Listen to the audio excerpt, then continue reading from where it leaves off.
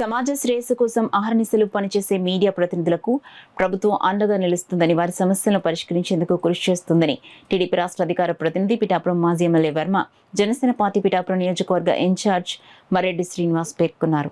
పిఠాపురంలో నూతనంగా ఏర్పాటైన journalists welfare association of Pithapuram ఆత్మీయ సమావేశానికి వారు ముఖ్య అతిథులుగా హాజరయ్యారు.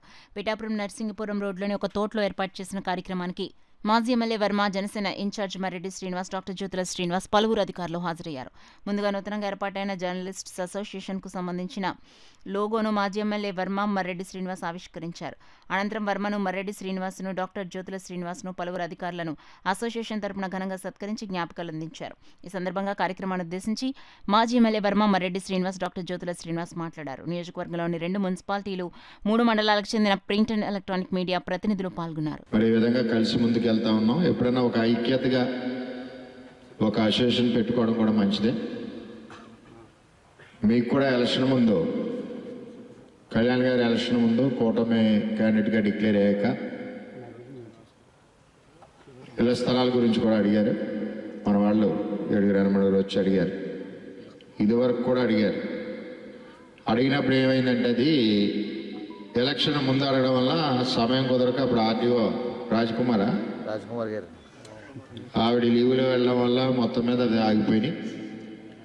ఇవి కూడా ఒకసారి పవన్ కళ్యాణ్ గారి దృష్టిలో, అంటే ఇవి అన్ని కమిట్మెంట్స్ కూడా బుక్ తయారు చేశాను నేను ఆయనకి దృష్టిలో పెట్టి, ఒకసారి అందరికీ మరి ఎవరైతే సీనియర్స్ ఉన్నారో అందరూ ఒక తమ్మురులు తీసుకుని పట్టాలు ఇచ్చే ఏర్పాటు, అదేవిధంగా మళ్ళీ హౌసింగ్ సపోర్టు, అలాగే ఇందులో మనకి బీపీఎల్లో ఉన్న వాళ్ళు ఎవరన్నా ఉన్న స్కీమ్స్లో ఏదైనా ఉన్నా అందరికీ ఒకేసారి ఇవ్వలేం, కానీ ఒక్కొక్కరు ఏ ఏరియా ఏ గ్రామంలో ఉన్నా సాధ్యమైనంత వరకు మండలాల్లో మా వంతు సహకారం మేము చేస్తామని చెప్పి తెలియజేస్తూ ఉన్నాం.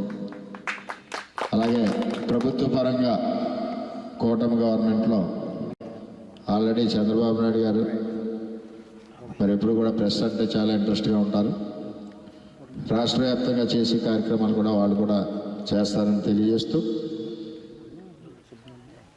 రోజుకి పేపర్ చూడడం వల్ల రాజకీయ నాయకులు వాళ్ళు చేసే తప్పులు ఏంటన్నది, పొరపాట్లు ఏంటన్నది, అలాగే అభివృద్ధిలో లోటుపాట్లు ఏంటన్నది కొన్ని గ్రామాల్లో మనకు తెలుస్తుంటే, కొన్ని గ్రామాల్లో మనకు తెలియదు. ఈ పత్రికల ద్వారా మనం చూసినప్పుడు అది రెస్పాండ్ అవ్వడానికి అవకాశం, మనం పని పూర్తి చేయడానికి అవకాశం కూడా ఉంటుంది. ప్రజలకి, ప్రభుత్వానికి, రాజకీయ నాయకులకి మధ్యన వారధిలాగా ఉండేది మీరే. చేత మీ అందరికీ ఎప్పుడు కూడా సహాయ సహకారాలు సపోర్ట్గా ఉంటామని చెప్పి తెలియజేసుకుంటూ, దేశాలుగా ఏర్పడిన దేశాలు ఈవేళ ఏ రకంగా ఉన్నాయో కూడా మనం నైబరింగ్ స్టేట్సే చూడవచ్చు. ఈవేళ ప్రపంచంలో అతిపెద్ద ప్రజాస్వామ్య దేశం మనది.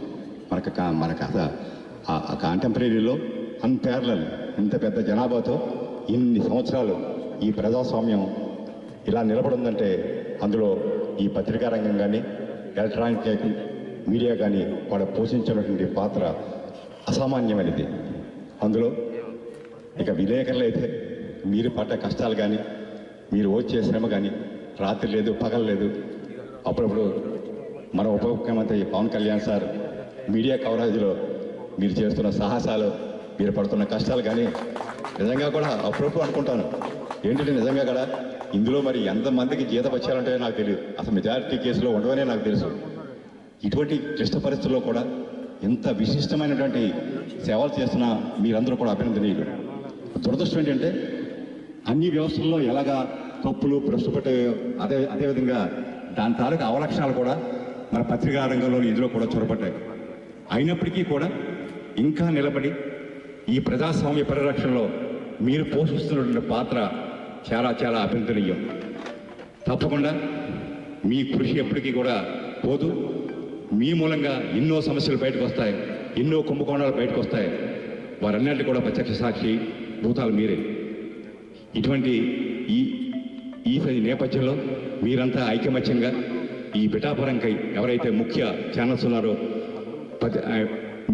మీడియా ఉన్నారో, మీరంతా కలిపి సమిష్టిగా ఒక లోగో ఆవిష్కరించుకుని నూతన ఈ సంఘం ఆరోగ్యంలో మీరు ఆ ప్రజాస్వామ్యాన్ని, ప్రజల యొక్క సమస్యల్ని గళమెప్పి అతి బలంగా నింపించాలండి.